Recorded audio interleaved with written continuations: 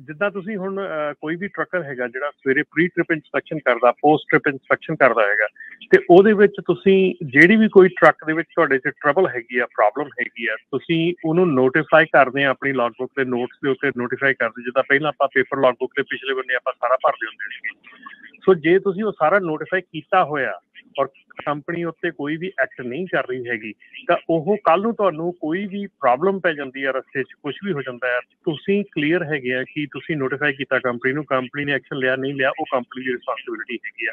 ਸੋ notes ਬਣਾਉਣੇ ਔਰ ਇਹ ਨੋਟੀਫਿਕੇਸ਼ਨ ਲਿਖਣੀ ਹਰ ਚੀਜ਼ ਦੀ ਜਿਹੜੀ ਆ ਉਹ ਬਹੁਤ ਹੀ ਜ਼ਰੂਰੀ ਹੈਗੀ ਆ ਟੂ ਸੇਵ ਯੋਰ ਸੈਲਫ। ਸੋ ਇਸ ਕਰਕੇ ਹਰ ਇੱਕ ਨੂੰ ਇਹ ਕਹਾਂਗੇ ਜਦੋਂ ਵੀ ਕੋਈ ਕੰਮ ਇੱਦਾਂ ਦਾ ਹੁੰਦਾ, ਜਦੋਂ ਜੌਬ 'ਤੇ ਜਾਂਦੇ ਕੋਲ ਜਾਂਦੇ ਆ, ਔਰ ਸਪੈਸੀਫਿਕਲੀ ਜੇ ਡਰਾਈਵਰਸ ਹੈਗੇ ਆ ਤੁਸੀਂ, ਤੇ ਜ਼ਰੂਰ ਆਪਣਾ ਜਿਹੜਾ ਆ ਉਹ ਬਾਹਰ ਨਿਕਲ ਕੇ ਥੋੜ੍ਹਾ ਜਿਹਾ ਇੱਕ ਐਕਸਰਸਾਈਜ਼ ਵੀ ਹੋ ਜਾਂਦੀ ਹੈ, ਇੱਕ ਬੰਦਾ ਬਾਹਰ ਤੁਰ ਫਿਰ ਲੈਂਦਾ, ਤੇ ਦੂਜਾ ਥੋੜ੍ਹਾ ਜਿਹਾ ਜਾ ਕੇ ਬਾਹਰ ਉਹਨਾਂ ਨੂੰ ਜ਼ਰੂਰ ਕਹੋ ਕਿ ਮੈਂ ਆਪਣਾ ਜਿਹੜਾ ਆ ਸਮਾਨ ਦੇਖਣਾ ਹੈਗਾ, ਮੈਂ ਲੈ ਕੇ ਜਾਣਾ, ਕੱਲ੍ਹ ਜਦੋਂ ਉੱਥੇ ਅਨਲੋਡ ਕਰਨਾ ਤਾਂ ਉਹ ਮੇਰੀ ਜ਼ਿੰਮੇਵਾਰੀ ਹੋਣੀ ਹੈ। ਸੋ ਜੇ ਤੁਸੀਂ ਮੈਨੂੰ ਨਹੀਂ ਕਰਨ ਦੇਣਾ ਕੁਝ ਵੀ, ਤਾਂ ਆਮ ਨੂੰ ਰਾਈਟ ਔਨ ਇਟ। ਸੋ ਇਹਦੇ 'ਚ ਉਹਨਾਂ ਦੀ ਰੋਕਣ ਦੀ ਕੋਈ ਪ੍ਰੋਬਲਮ ਨਹੀਂ ਹੈਗੀ ਜੀ। ਥੈਂਕ ਯੂ ਜਿਮੀ, ਮਿਹਰਬਾਨੀ ਜੀ। ਸੋ ਬਿਲਕੁਲ ਇਹ ਜਿਹੜੇ ਪ੍ਰੋਟੋਕੋਲਸ ਦੀ ਰਮਨ ਜੀ ਗੱਲ ਕਰ ਰਹੇ ਆ, ਇਹ ਤੁਹਾਡੀ ਆਪਣੀ ਸੇਫਟੀ ਲਈ ਆ, ਤੁਹਾਡੀ ਆਪਣੀ ਪ੍ਰੋਟੈਕਸ਼ਨ ਦੇ ਲਈ ਬੇਸਿਕਲੀ ਹੈਗੇ ਆ। ਕੱਲ੍ਹ ਨੂੰ ਕੋਈ ਗਲਤ ਇਹ ਵੀ ਕਹਿ ਸਕਦੇ ਆ ਨਾ, ਫਿਰ ਬਹੁਤ ਵਾਰੀ ਹੋਇਆ ਹੀ ਹੋਣਾ ਹੈ ਰਮਨ ਜੀ ਵੀ ਲੋਡ ਖਰਾਬ ਹੋ ਗਿਆ, ਉਹਨਾਂ ਦੀ ਗਲਤੀ ਆ ਤੇ ਭਾਂਡਾ ਇਹਨਾਂ ਦੇ ਸਿਰ। ਦੇਖੋ, ਜਦੋਂ ਤੁਸੀਂ ਲੋਡ ਚੱਕਦੇ ਹੈਗੇ ਆ, ਲੋਡ ਚੱਕਣ ਤੋਂ ਬਾਅਦ ਲੋਡ ਨੂੰ ਸਿਕਿਉਰ ਕਰਨਾ ਤੁਹਾਡੀ ਰਿਸਪੌਂਸਿਬਿਲਿਟੀ ਹੈਗੀ ਆ। ਲੋਡ ਦੇ ਉੱਤੇ ਲੋਡ ਲੌਕਸ ਲਾਉਣੇ ਤੁਹਾਡੀ ਰਿਸਪੌਂਸਿਬਿਲਿਟੀ ਹੈਗੀ ਆ। ਕਿਸ ਤਰ੍ਹਾਂ ਦੀ ਲੋਡ ਚੱਕਦੇ ਆ ਤੁਸੀਂ, ਹਰ ਲੋਡ ਵਾਸਤੇ ਡਿਫਰੈਂਟ ਲੋਡ ਲੌਕ ਜਿਹੜੇ ਹੁੰਦੇ ਆ। ਹਰ ਇੱਕ ਲੋਡ ਜਿਹੜਾ ਆ ਉਹ ਸੇਮ ਲੋਡ ਲੌਕਸ ਨਾਲ ਨਹੀਂ ਸਿਕਿਉਰ ਹੁੰਦਾ। ਸੋ ਤੁਹਾਡੀ ਕੰਪਨੀ ਨੂੰ ਪਤਾ ਹੋਣਾ ਚਾਹੀਦਾ ਵੀ ਕਿਸ ਤਰ੍ਹਾਂ ਦੇ ਲੋਡ ਤੁਸੀਂ ਚੱਕ ਰਹੇ ਹੈਗੇ ਆ, ਤੇ ਕਿਸ ਤਰ੍ਹਾਂ ਦੇ ਲੋਡ ਲੌਕਸ ਤੁਹਾਨੂੰ ਦੇਣੇ ਹੈਗੇ ਆ। ਤੁਹਾਡੇ ਜਿਹੜੇ ਟਰੱਕ ਹੈ, ਟ੍ਰੇਲਰ ਹੈਗਾ ਜਿਹੜਾ, ਉਹ 'ਚ ਟਰੈਕ ਲੱਗੇ ਆ ਕਿ ਨਹੀਂ ਲੱਗੇ ਆ। ਟਰੈਕ ਦੇ ਲੋਡ ਲੌਕਸ ਡਿਫਰੈਂਟ ਹੁੰਦੇ ਆ। ਕਈ ਲੋਡ ਲੌਕਸ ਜਿਹੜੇ ਆ ਉਹ ਨਹੀਂ ਟਰੈਕ ਕਰਦੇ ਤੁਹਾਡੇ ਉੱਥੇ ਟ੍ਰੇਲਰ ਦੇ ਵਿੱਚ। ਸੋ ਬਹੁਤ ਸਾਰੀਆਂ ਐਸੀਆਂ ਚੀਜ਼ਾਂ ਹੈਗੀਆਂ ਜਿਹੜੀਆਂ ਕਿ ਤੁਹਾਨੂੰ ਲਰਨ ਕਰਨ ਦੀ ਲੋੜ ਹੈਗੀ ਆ ਕਿ ਤੁਹਾਡੀ ਜਿਹੜੀ ਜੇ ਤੁਸੀਂ ਰੀਫਰ ਕਰਦੇ ਹੈਗੇ, ਤੁਹਾਡੀ ਸ਼ੂਟ ਸਹੀ ਢੰਗ ਨਾਲ ਕੰਮ ਕਰਦੀ ਆ। ਮੰਨ ਲਓ ਤੁਹਾਡੀ ਸ਼ੂਟ ਫਟੀ ਹੋਈ ਆ ਫਰੰਟ ਤੋਂ ਜਾਂ ਲੀਕ ਕਰ ਰਹੀ ਆ, ਉਹਦੇ ਨਾਲ ਕੀ ਹੈ ਕਿ ਤੁਹਾਡਾ ਜਿਹੜਾ ਏਅਰ ਪ੍ਰੈਸ਼ਰ ਆ ਸਾਰਾ ਫਰੰਟ ਤੇ ਲੀਕ ਹੋ ਜਾਣਾ ਆ। ਸੋ ਤੁਹਾਡੇ ਫਰੰਟ ਤੇ ਫਰੀਜ਼ ਹੋਣ ਦੀ ਡਰ ਹੈਗਾ ਕਿ ਤੁਹਾਡਾ ਪ੍ਰੋਡਿਊਸ ਜਿਹੜਾ ਫਰੰਟ ਤੇ ਫਰੀਜ਼ ਹੋ ਜਾਊਗਾ। ਜਦੋਂ ਤੁਸੀਂ ਕਈ ਵਾਰੀ ਆਪਾਂ ਫਰੇਟ ਚੱਕਦੇ ਹਾਂ, ਡਰਾਈ ਫਰੇਟ ਚੱਕਦੇ ਰੀਫਰ ਦੇ ਵਿੱਚ, ਉੱਥੇ ਡਬਲ ਸਟੈਕ ਕਰ ਦਿੰਦੇ ਆ। ਡਬਲ ਸਟੈਕ ਦੇ ਨਾਲ ਕੀ ਹੈ ਕਿ ਤੁਹਾਡੀ ਜਿਹੜੀ ਉੱਤੇ ਸ਼ੂਟ ਹੈਗੀ ਆ ਉਹ ਡੈਮੇਜ ਹੋ ਸਕਦੀ ਆ। ਸੋ ਮੇਕ ਸ਼ੋਰ ਇਹ ਚੀਜ਼ਾਂ ਸਾਰੀਆਂ ਜਿਹੜੀਆਂ ਇਹ ਜਦੋਂ ਟਰੱਕਿੰਗ ਸਿਰਫ ਇਹ ਨਹੀਂ ਵੀ ਲੱਦ ਲਿਆ, ਚੱਕ ਲਿਆ ਤੇ ਤੁਰ ਪਏ। ਟਰੱਕਿੰਗ ਦੇ ਵਿੱਚ ਬਹੁਤ ਕੁਛ ਹੋਰ ਵੀ ਹੈਗਾ ਜਿਹੜਾ ਤੁਹਾਨੂੰ ਦੇਖਣ ਦੀ ਲੋੜ ਹੈਗੀ ਡਰਾਈਵਰਸ ਨੂੰ, ਔਰ ਜਿਹੜੇ ਕੰਪਨੀ ਓਨਰਸ ਹੈਗੇ ਉਹਨਾਂ ਨੂੰ ਵੀ ਇੰਸਟਰਕਟ ਕਰਨ ਦੀ ਲੋੜ ਹੈਗੀ ਆ। ਅਸੀਂ ਜਦੋਂ ਕੰਮ ਕਰਦੇ ਹੁੰਦੇ ਸੀਗੇ ਰਾਜਕਰਨ, ਇਹ ਖਾਸ ਕਰਕੇ ਜਦੋਂ ਵੀ ਲੋਡ ਤੁਸੀਂ ਚੱਕਦੇ ਆ ਉਹਦੇ ਵਿੱਚ ਲੋਡ ਜਿਹੜਾ ਹੈਗਾ ਉਹ ਲੋਡ ਕਿਵੇਂ ਕਰਨਾ ਹੈਗਾ। ਸਿੰਗਲ ਡਬਲ ਸਿੰਗਲ ਤੁਸੀਂ ਅੱਗੇ ਕਰਾਉਣੇ ਹੈਗੇ ਆ, ਸਾਈਡ ਵੇਜ਼ ਕਰਾਉਣੇ ਹੈਗੇ ਆ। ਕਿੱਦਾਂ ਤੁਸੀਂ ਲੋਡ ਚੁਕਵਾਉਣਾ ਤਾਂ ਕਿ ਤੁਹਾਡਾ ਜਿਹੜਾ ਵੇਟ ਆ ਉਹ ਜਦੋਂ ਤੁਸੀਂ ਸਕੇਲ ਤੇ ਜਾਓ ਤੁਹਾਡਾ ਵੇਟ ਠੀਕ ਰਵੇ। ਜੇ ਤੁਹਾਨੂੰ ਲੋਡ ਕਰਵਾਉਣ ਦਾ ਤਰੀਕਾ ਨਹੀਂ ਆਉਂਦਾ ਵੀ ਕਿਸ ਤਰ੍ਹਾਂ ਲੋਡ ਕਰਵਾਉਣਾ, ਫਿਰ ਤੁਹਾਡਾ ਜਿਹੜਾ ਆ ਉਹ ਵੇਟ ਦਾ ਪ੍ਰੋਬਲਮ ਪਊਗੀ। ਤੁਹਾਨੂੰ ਹਰ ਵਾਰੀ ਜਾ ਕੇ ਸਕੇਲ ਤੇ ਤੁਹਾਡਾ ਵੇਟ ਉੱਤੇ ਥੱਲੇ ਆਊਗਾ, ਕਿਉਂਕਿ ਜਿਹੜਾ ਲੋਡ ਕਰਨ ਦਾ ਤਰੀਕਾ ਹੁੰਦਾ ਆ ਉਹ ਬਹੁਤ ਡਿਫਰੈਂਟ ਹੁੰਦਾ। ਹਰ ਇੱਕ ਕਮੋਡਿਟੀ ਵਾਸਤੇ ਡਿਫਰੈਂਟ ਤਰੀਕਾ ਹੁੰਦਾ ਅੰਦਰ ਲੋਡ ਕਰਨ ਦਾ। ਸੋ ਡਰਾਈਵਰਸ ਨੂੰ ਇਹ ਸਾਰੀਆਂ ਚੀਜ਼ਾਂ ਜਿਹੜੀਆਂ ਅੰਡਰਸਟੈਂਡ ਕਰਨੀਆਂ ਚਾਹੀਦੀਆਂ।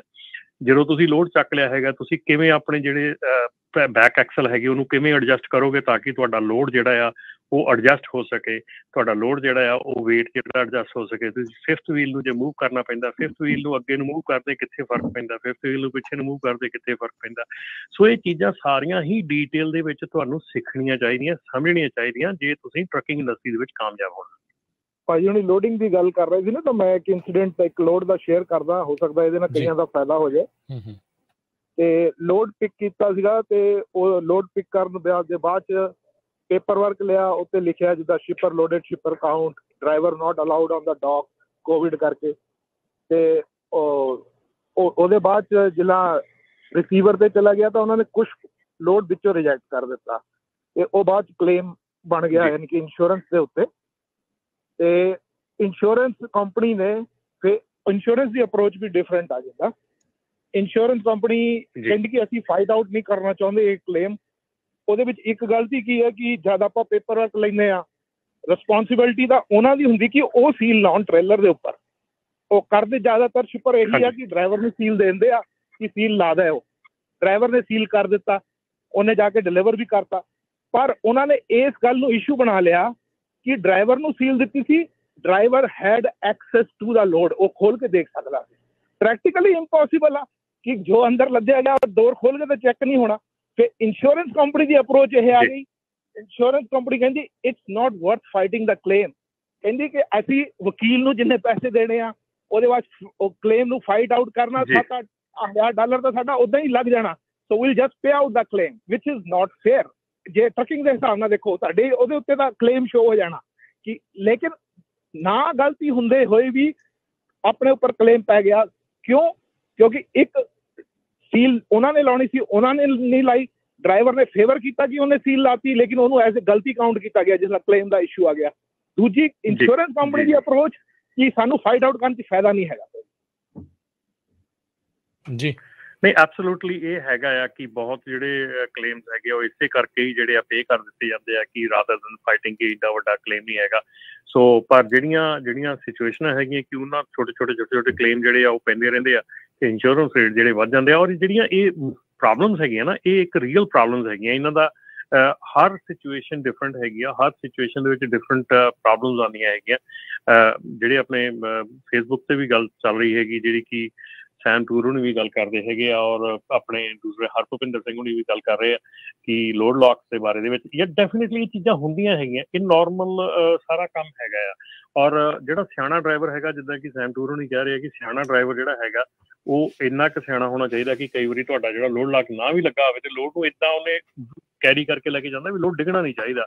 ਔਰ ਉਹ ਬਹੁਤ ਵਾਜਿਬ ਗੱਲਾਂ ਹੈਗੀਆਂ। ਔਰ ਜਿਹੜੇ ਪੁਰਾਣੇ ਸਮਝਦਾਰ ਡਰਾਈਵਰ ਹੈਗੇ ਆ, ਉਹ ਲੋਡ ਦੀ ਕਮੋਡਿਟੀ ਜਦੋਂ ਉਹਨੂੰ ਦੱਸ ਦਿੱਤੀ ਜਾਂਦੀ ਆ, ਉਹਦੇ ਟਰੱਕ ਡਰਾਈਵਿੰਗ ਦਾ ਵਰਤੀਰਾ ਉੱਥੇ ਹੀ ਬਦਲ ਜਾਂਦਾ ਹੈਗਾ। ਉਹਨੂੰ ਪਤਾ ਲੱਗ ਜਾਂਦਾ ਵੀ ਮੈਂ ਕੀ ਲੈ ਕੇ ਜਾ ਰਿਹਾ, ਮੈਂ ਕਿੱਦਾਂ ਇਹਨੂੰ ਹੈਂਡਲ ਕਰਨਾ, ਕਿੱਦਾਂ ਇਹਨੂੰ ਟੈਕਲ ਕਰਨਾ, ਮੈਂ ਅਚਾਨਕ ਬ੍ਰੇਕ ਨਹੀਂ ਮਾਰਨੀ, ਅਚਾਨਕ ਰੇਸ ਨਹੀਂ ਦੇਣੀ, ਅਚਾਨਕ ਮੈਂ ਕੱਟ ਮਾਰ ਕੇ ਮੋੜਨਾ ਨਹੀਂਗਾ। ਸੋ ਕਈ ਚੀਜ਼ਾਂ ਹੈਗੀਆਂ ਜਿਹੜੀਆਂ ਕਿ ਤੁਹਾਨੂੰ ਇਸ ਚੀਜ਼ ਦੇ ਵਿੱਚ ਜਿਹੜੀਆਂ ਉਹ ਬੈਨੀਫਿਟ ਕਰਦੀਆਂ ਤੇ ਕਈ ਚੀਜ਼ਾਂ ਨੁਕਸਾਨ ਕਰਦੀਆਂ। ਬਾਕੀ ਡੈਫੀਨੇਟਲੀ ਜਦੋਂ ਤੁਸੀਂ ਰੋਡ ਤੇ ਹੈਗੇ ਆ, ਡੋਂਟ ਟਰਾਈ ਟੂ ਬੀ ਹਰੀ ਨਾ ਕਰੋ, ਟਰੱਕ ਦੇ ਵਿੱਚ ਕਾਹਲੀ ਨਾ ਕਰੋ, ਕਿਉਂਕਿ ਕਾਹਲੀ ਦੇ ਵਿੱਚ ਤੁਹਾਨੂੰ ਪ੍ਰੋਬਲਮ ਆ ਸਕਦੀ ਆ। ਤੁਸੀਂ ਕਿਤੇ ਮੁੜਨਾ ਆ, ਮੋੜ ਕੱਟਣਾ ਆ, ਕੋਈ ਖੰਭਾ ਲਾਗੇ ਛਾਗੇ ਹੈਗਾ, ਕੁਛ ਵੀ ਹੈਗਾ, ਧਿਆਨ ਕਰੋ ਉਹਦੇ ਵੱਲ ਨੂੰ, ਧਿਆਨ ਕਰੋ। ਜੇ ਤੁਹਾਨੂੰ ਲੱਗਦਾ ਕਿ ਨਹੀਂ ਕੱਟ ਸਕਦੇ, ਰੁਕ ਜਾਓ, ਦੂਜੀਆਂ ਕਾਰਾਂ ਮੂਵ ਹੋ ਲੈਣ ਦਿਓ, ਵਾਈਡ ਟਰਨ ਲੈ ਕੇ ਮੁੜ ਜਾਓ, ਕੁਛ ਕਰੋ, ਪਰ ਲੇਕਿਨ ਆਪਣਾ ਜਿਹੜੀ ਡਰਾਈਵਰਿੰਗ ਆ ਉਹਦੇ ਵਿੱਚ ਇਹ ਧਿਆਨ ਜ਼ਰੂਰ ਰੱਖੋ ਕਿ ਜਿਹੜੇ ਪਿੱਛੇ ਤੁਹਾਡੇ ਲੋਡ ਪਿਆ ਹੈਗਾ ਉਹ ਪ੍ਰੈਸ਼ੀਅਸ ਕਮੋਡਿਟੀ ਹੈਗੀ ਆ ਔਰ ਤੁਹਾਡੇ ਸਿਰ ਤੇ ਉਹਦੀ ਜ਼ਿੰਮੇਵਾਰੀ ਹੈ।